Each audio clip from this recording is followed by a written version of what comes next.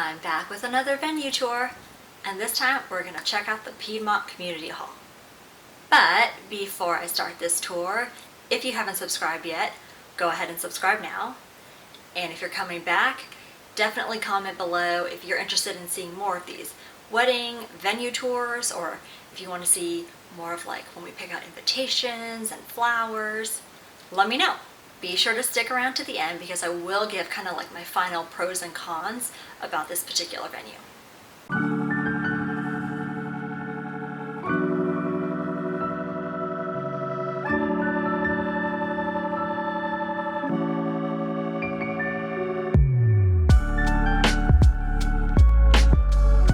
So I was really drawn to the Piedmont Community Hall for a couple of reasons.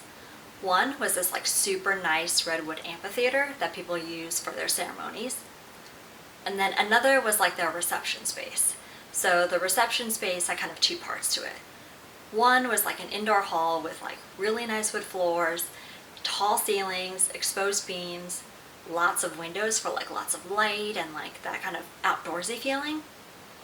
And then connected to that was like this outdoor patio where they had a big tree in the middle with lights, and you could set out tables, and it was like this nice combination of like indoor-outdoor.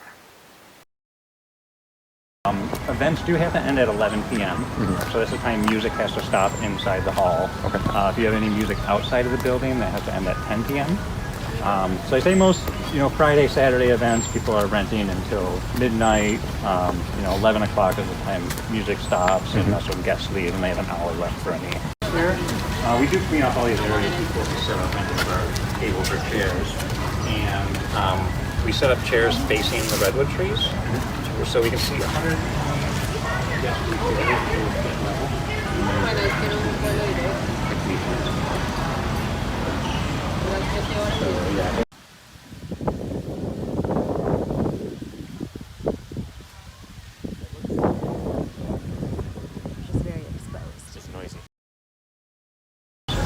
Down there.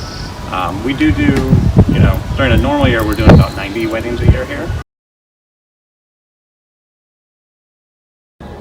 Yeah, out in the patio here, when we are seeking out here, so we have mostly round tables. So we have 25-foot diameter round tables, and then we have 16 8-foot banquet tables. Say the rounds usually get used for the guest seating, the banquets usually get used for the bar setup, buffet, or maybe if you're doing like a head table.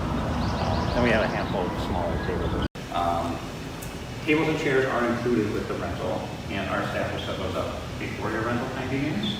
But any setup or cleanup that your vendors have to do, just have to happen during your rental time. Any setup or cleanup that you or your vendors have to do has to happen during your rental time. But we would set up our whatever time we need. Usually we set it up, the same time we're setting up the hall. So when we arrive, that's all set up, and then usually people. And then once you're all done down there, we would break down the chairs.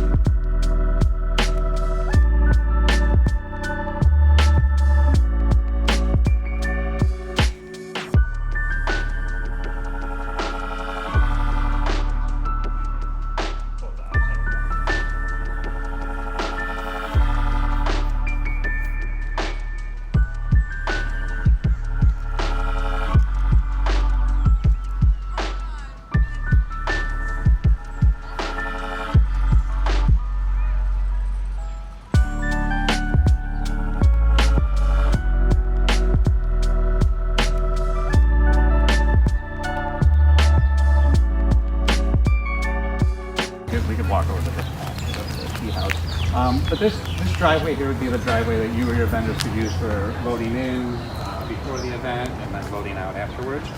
But yeah, we have it. There's been an area where some people have set up on, some games too. Of course, the only parking space.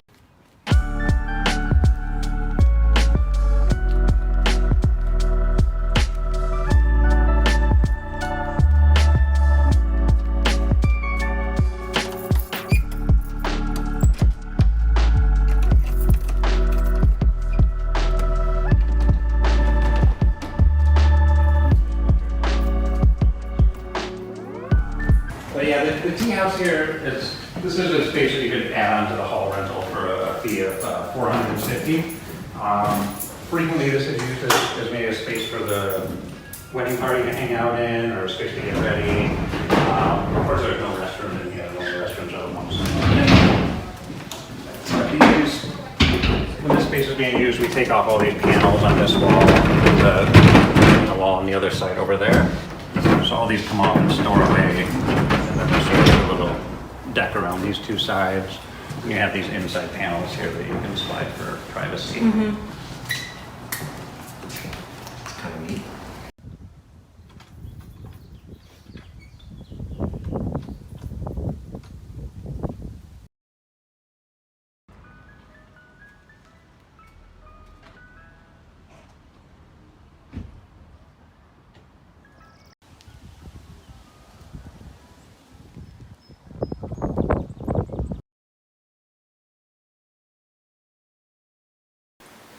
The cons of the space. Unfortunately, I was like a little bit disappointed with the Redwood Amphitheater.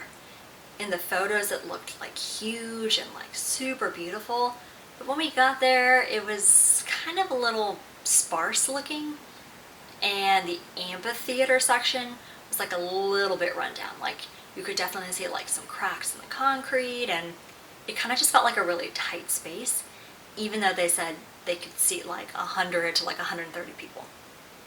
This is kind of both a pro and a con, but it was the location. The con side of it is it's in a public park, so you've got lots of people kind of like sort of on the outskirts of your venue. It's not totally secluded because people could be like walking through a piece of the property when they're trying to get to like a hiking trail, or if they're just like wandering around the neighborhood. The other thing is it's a really popular venue. The coordinator who gave us the guide basically told us they host tons of events in the year. They host somewhere like 90 weddings and then like 130 like other events.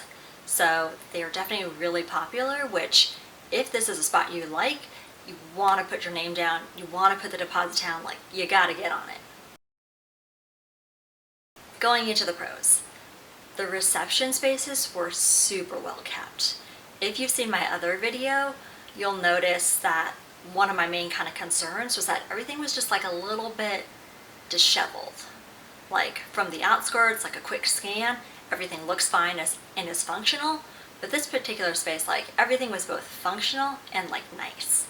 Like the floors are really well kept, everything was nice and manicured with like the hedges and the lawns. And even like the bathrooms were super clean. Like there's 3 or 4 stalls in each of the women's and the men's, and they all looked like sparkling clean. So the pro of the location, you'll know I said it was a con earlier, but the pro of it is that like it is very central. You are not directly in the city of San Francisco or the city of Oakland, but you're very accessible from both of those airports. So it makes it really easy for guests to get to. One thing I've noticed when I'm doing research on venues is if they have a bring your own alcohol policy, they basically limit you to beer, wine, and champagne. But when we talked to the guide, he said, you know, they work with a lot of caterers and they are actually flexible on the alcohol. So he said you can have 2 cocktails if they pre-approve them. So I think they just want to know like what you're serving. And then the caveat to that is like it has to be served from like staff. It can't just be like random people going up to the bar and like self-serving. I think that's a way for them to kind of like regulate so people don't get too rowdy, since you are in a neighborhood, and I think they want to be like cognizant of like actual people's residences. Another pro is like there is a lot of potential with this space. Again, like the foundation is there, all the bones are good and well kept, and so like for me, this could be a potential site, even though I wasn't like totally sold on the amphitheater, because the amphitheater, like you could add your own arches, you could add some lights, you could add some more decoration to it, and just use kind of like the trunks of the redwoods as the backdrop. So overall, I would say this venue was much improved over the very first one we saw. Everything was in much better condition, the pricing was about the same, the flexibility with like caterers and vendors was about the same, but it was just like slightly nicer.